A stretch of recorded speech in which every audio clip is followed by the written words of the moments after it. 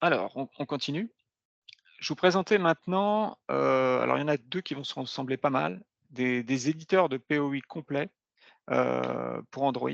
Donc là, ça va être encore que on va surtout éditer, des points, créer des points, ou on peut, je crois, éditer les attributs des peut-être des polygones, des choses comme ça. Mais c'est encore essentiellement des POI.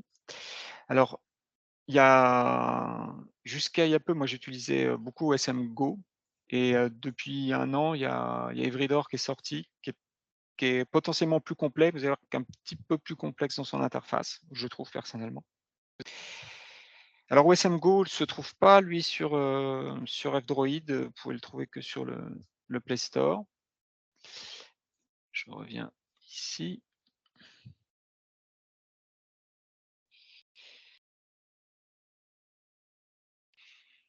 Alors autant OSM il y a une communauté derrière. Street Complete, c'est surtout un gars, mais il y a peut-être plusieurs, gars derrière. OSM Go, c'est qu'un gars qui a créé ça, et je suis pas sûr qu'il y a énormément encore de mises à jour dessus. Donc c'est un projet qui ne bouge plus trop, mais qui est assez simple d'emploi en fait, quand on l'utilise. Moi, jusqu'à je suis parti à un moment j'utilisais beaucoup OSM après je suis passé au OSM Go, mais dans un autre, vraiment dans les cas où je décide d'une cartographie sur un terrain, et entre guillemets, je vais un tout petit peu peut-être préparer ça à l'avance, surtout si ce terrain n'a pas d'internet. Parce que le principe, c'est un peu comme dans JOSM, on va télécharger la donnée sur laquelle on se trouve, et on va aussi récupérer l'imagerie. Alors l'imagerie, comme pour OSM, c'est, on récupère les tuiles sur ce qui est à l'écran. OK? Donc quand je vais à l'écran, au niveau de zoom sur lequel, j'ai besoin, je vais récupérer des tuiles qui vont se charger dans la mémoire. OK? Donc là, par défaut, quand j'ai ouvert, OSM Go, j'ai juste un fond de plan, OK? Et ma position. J'ai ici, le bouton bleu pour me centrer la carte. Là, je sais pas pourquoi il s'est décalé, je peux le remettre au nord ici, hop, voilà. Si je veux basculer sur l'imagerie, il suffit que j'appuie sur ce bouton-là, et là, il va charger l'imagerie. Voilà, un petit peu de temps. Alors, ça n'a pas l'air terrible. On va voir quelle est l'imagerie qui a été, mise par défaut. Ça ne doit pas être une bonne imagerie pour ici.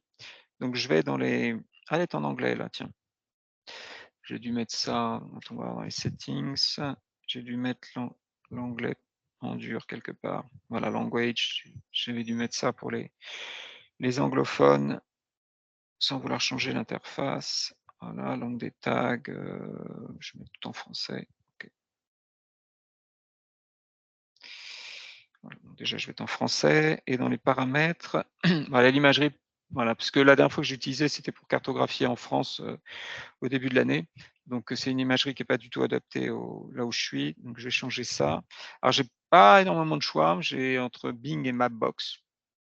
Bon, mettons que je vais essayer Mapbox ici. On va voir la différence à ce qu'on avait tout à l'heure. OK, je reviens et voilà. OK, donc là j'ai Mapbox qui s'affiche.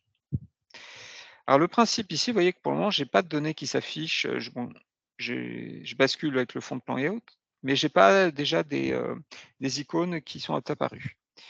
C'est le même principe que JOSM, on va télécharger la donnée qu'on veut récupérer, et qui est celle qui se trouve, il va télécharger, la zone à l'écran. Alors je peux pas télécharger, une énorme zone, il y a un moment, il va me rejeter. Alors le téléchargement, c'est ce bouton bleu là, donc si je dézoome beaucoup, vous voyez, à un moment il est grisé. Je peux pas télécharger tout ça, c'est trop gros. Donc il m'autorise seulement à partir de là, ce qui serait pas mal, mais je vais aller un petit peu plus loin. Attendez, hop, allez, je vais prendre ça. OK. Donc là, si je télécharge, il va aller chercher les données sur OSM. Donc la différence avec OSM ou Organic Maps, où on avait téléchargé une carte, qui peut avoir, dans le cas d'OSM, elle peut avoir jusqu'à 1 mois ou chose comme ça. Et après, bon, si je la garde pendant 6 mois, sans la mettre à jour, elle sera vieille. Là, je vais télécharger les données sur cette zone. Alors, vous voyez que j'ai le carré, enfin le rectangle de téléchargement. Donc il m'a téléchargé ici tous les points d'intérêt qui se trouvent sur cette zone. OK, mais évidemment, j'ai pas ce qui se trouve, en dehors. OK, donc je recentre sur ma position. OK. Alors on retrouve un système, d'icônes. Une chose qui est très intéressante avec OSM Go, et je crois que c'est le seul à le faire, même Everyday n'a pas ça, c'est qu'il est capable de montrer les objets qui ont été cartographiés il y a longtemps. Donc, et qui peut-être auraient besoin d'être mis à jour. Vous voyez, c'est tous les icônes sur lesquels il y a ici, je vais zoomer très fort pour que vous voyez mieux, il y a un sablier. OK? Donc il y a un sablier ici. C'est le seul, je crois, ouais. Donc c'est des arbres, hein, visiblement. Il y a un sablier. Et ce temps, je peux en plus le déterminer dans les paramètres. Donc si je retourne dans les paramètres en haut à gauche, et je vais lui demander paramètres, afficher un icône, je préfère moi une icône, mais bon, sur les anciens, si je le retourne, on va voir ce que ça donne. Non, il ne veut pas basculer. Sur les anciens objets, un truc comme ça. Et je peux en fait choisir la date à laquelle ça va se déclencher. Donc là, j'ai mis 3 ans. Et donc, si l'objet est plus vieux, il affiche un petit icône à gauche, enfin, mon sablier sur ça. Mais je peux, vous voyez, je peux aller jusqu'à 10 ans. Et dans l'autre sens, je peux partir, alors 0, ça n'aurait pas de sens, mais 1 an ou 2 ans. Si je veux refaire une mise à jour de quelque chose qui a été faite il y a 2 ans, par exemple, heu, parce que c'est une donnée, enfin, je sais pas, c'est une donnée qui doit être mise à jour fréquemment, je peux changer ça. Et donc c'est là, si je reviens en arrière, vous voyez que, par exemple, tout à l'heure, j'étais à 3, il y avait peu d'objets, qui étaient marqués comme ça. Là, à 2, il y en a beaucoup plus. Il y a beaucoup plus. Donc il y a beaucoup d'objets qui ont été cartographiés entre, 2 et 3 ans, ici. Donc ça, c'est un truc très sympa pour, d'OSM Go. Alors ensuite, si je veux rajouter un nouvel objet, j'ai le plus ici. On commence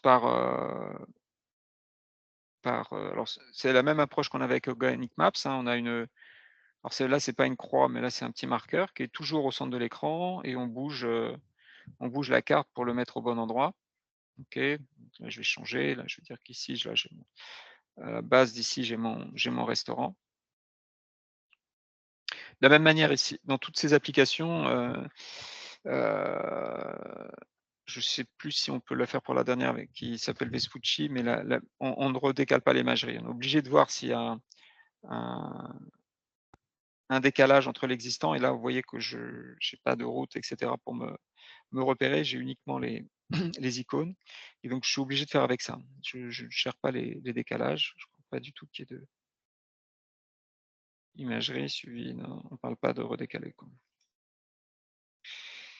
Et en plus, on dispose assez peu d'infos, hein. On n'a que les points d'intérêt. Donc voilà, admettons que ma position ici soit bonne, donc je vais, alors soit je peux annuler, mais là je vais accepter. OK, et donc là, on rentre dans la zone, lequel, on va choisir notre type d'objet. Alors on a ici quelque chose qui s'appelle les derniers tags utilisés. On peut aussi se définir des favoris, vous voyez? Des choses qui reviennent souvent. Donc oui, d'ailleurs, ça, c'était, voilà, tous celles qui ont un petit cœur, c'est ce qu'on utilise souvent, donc hop, on se les met en favoris pour les avoir facilement. Là, c'est bon, on a l'historique, et bien sûr, on peut rechercher. Donc si je cherche là-haut, restaurant, même si je l'avais dans mes favoris, mais c'est pour vous montrer. Voilà, évidemment, ça filtre. Resto, il est où mon restaurant? Oui, il est tout en bas. Donc je clique, d'accord. Donc on est déjà dans la catégorie restaurant. On met son nom là-haut. Voilà, je lui mets un nom, bon, il existe déjà, mais c'est pas grave. Alors là, bon, on a, en fonction du type d'objet, on a un formulaire qui va changer un petit peu. Donc là, on a l'enseigne, hein, donc si c'était un McDo, ben, l'enseigne, ce serait McDo. Heu, le type de cuisine, de la même manière, on peut choisir, son type de cuisine. Accès fauteuil roulant, site web et encore ajouter des horaires d'ouverture. OK. Alors l'intérêt ici, c'est qu'on peut, se raj alors on peut aussi le basculer, avec les bleus en bleu là pour voir les tags en dur. Donc là on part Ameni-restaurant et cetera.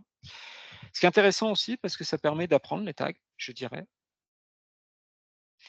Et l'intérêt aussi, c'est qu'on peut rajouter un tag à la fin, hein. Si je rajoutais, heu,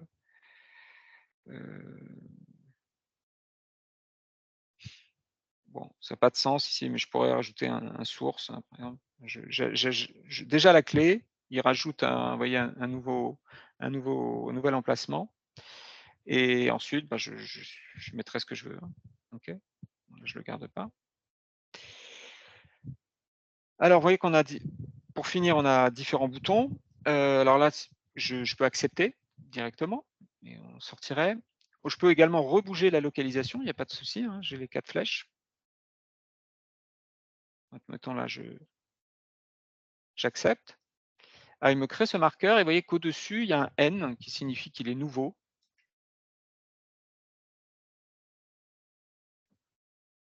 et bien sûr, là, j'ai un bouton d'envoi qui vient d'apparaître, OK? Et je suis prêt à envoyer.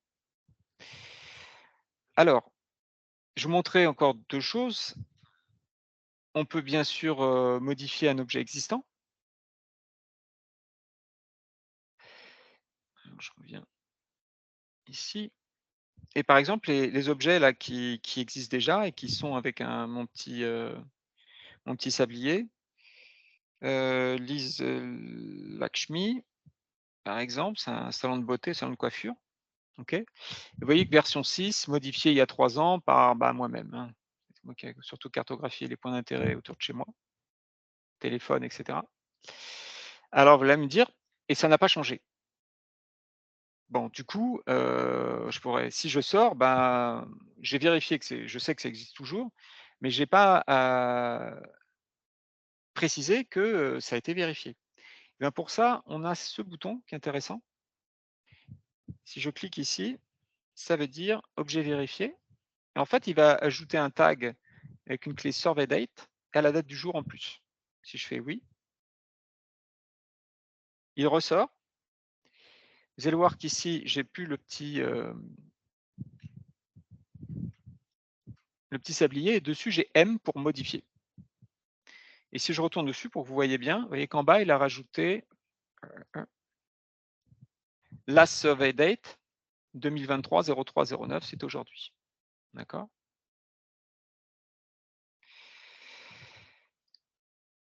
J'ai la possibilité, si je veux, de reprendre. Vous voyez qu'en bas, j'ai la possibilité, si je veux, même de supprimer ma modification. Si je me dis que ma modification n'en valait pas la peine, je peux la supprimer. Si je fais ça, ma dernière modification disparaît et je reviens à l'état précédent de l'objet. OK? Bon, de la même manière, un objet existant, je peux, si je clique, je l'ai sélectionné, si je clique sur le bouton d'édition, je peux le modifier complètement. Je peux le supprimer, je peux le bouger, comme là,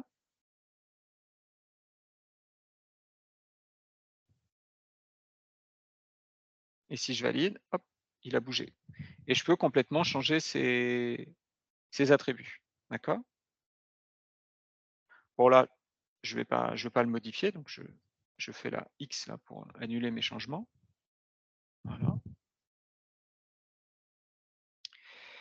Alors je vous montrais l'opération de modification, donc je vais juste supprimer ce que j'avais créé là, hein, mon restaurant, je vais dessus là, hop, je le supprime, enfin il n'existait pas encore dans la base, donc c'était juste le bouton de suppression d'édition et je vais juste,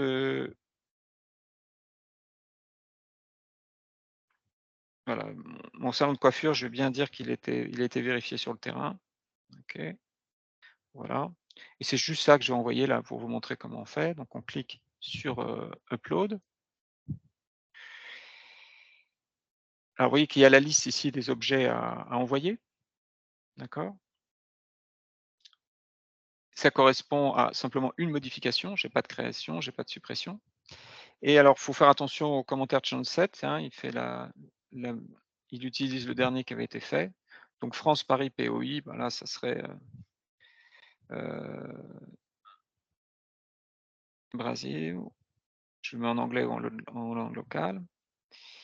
Là, c'est Brésil et Salvador et POI, par exemple, c'est déjà pas mal. OK et j'envoie. Alors j'envoie parce que, bien sûr, hein, je laisse l'envoi là. Voilà, c'est fait.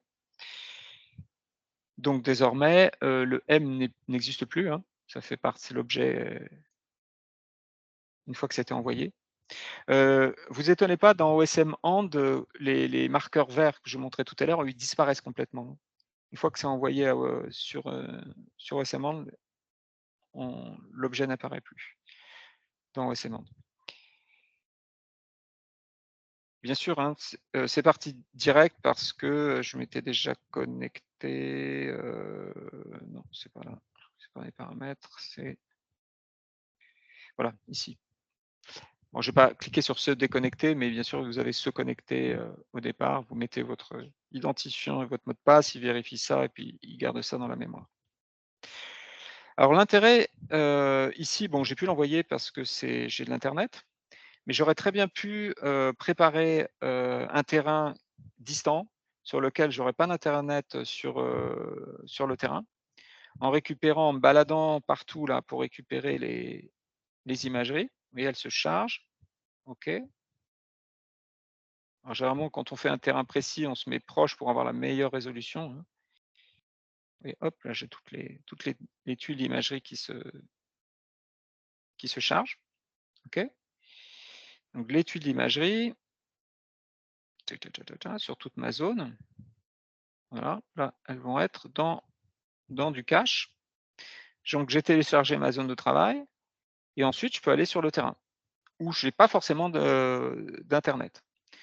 Je fais toutes mes modifications, hein, mes créations de points, mes modifications, suppression si besoin et ensuite quand je retrouve de l'internet, je vais envoyer ça. Une fois que vous en avez terminé avec une zone de travail, vous pouvez vider le cache. Vous allez sur les 3 petites lignes et vous allez supprimer les données. Alors, c'est un peu, alors moi j'ai plus rien envoyé, hein, je vérifie, hein, j'ai plus la zone, la marque bleue là pour envoyer. Ils auraient peut-être dû mettre supprimer le cache, ça va pas supprimer les données dans la base OSM, hein, ça va simplement supprimer tout ça dans tout ce que j'ai téléchargé, aussi bien les données que les les tuiles d'imagerie. Voilà, supprimer les données téléchargées, conserve les modifications, je confirme. Voilà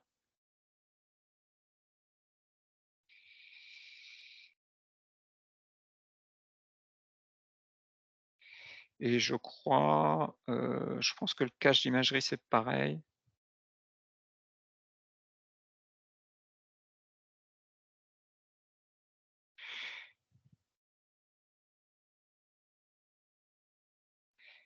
Data modification, ouais et ici on peut, alors supprimer tout le cache.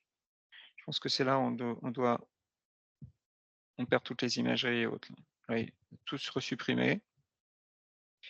Voilà et donc là, si je rebascule sur l'imagerie, il va recharger les tuiles, quoi. Alors sauf que par défaut, il est revenu sur, ah oui, non là, j'ai toutes les données de cache, il faut faire attention. C'est même vous voyez, il m'a déconnecté d'OpenStreetMap et il est revenu par défaut sur l'ortho-IGN, qui est, l'Institut géographique national français.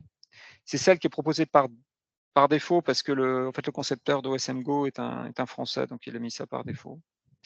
Voilà. Donc ouais, évitez comme je l'ai fait, de virer tous les caches parce que là, ben, du coup, il faut, en ce qui me concerne, que je me connecte à OpenStreetMap. Oui, je peux pas vous montrer mon mot de passe devant tout le monde. Donc voilà, je me reconnecterai. Donc a priori, il suffit juste de faire supprimer les données et ça suffit. Pour ce qui est de l'imagerie, je pense qu'elle en cache, mais moi, comme j'ai un débit, vous voyez, ça charge très, très vite. Quand j'étais tout à l'heure, j'ai téléchargé j'ai supprimé les données, j'ai tout de suite suivi l'imagerie, mais c'est pas si ça s'est rechargé tout de suite ou pas, en fait. Voilà, voilà. Donc voilà pour OSM Go. Donc réellement, si, vous préparez un terrain et vous voulez faire dans les POI et cetera, et en particulier si c'est pour mettre à jour des données, c'est vraiment une très bonne appli pour ça, quoi. OK? On va beaucoup plus loin dans le détail que OSM. On a beaucoup plus de possibilités de rajouter des attributs. OK?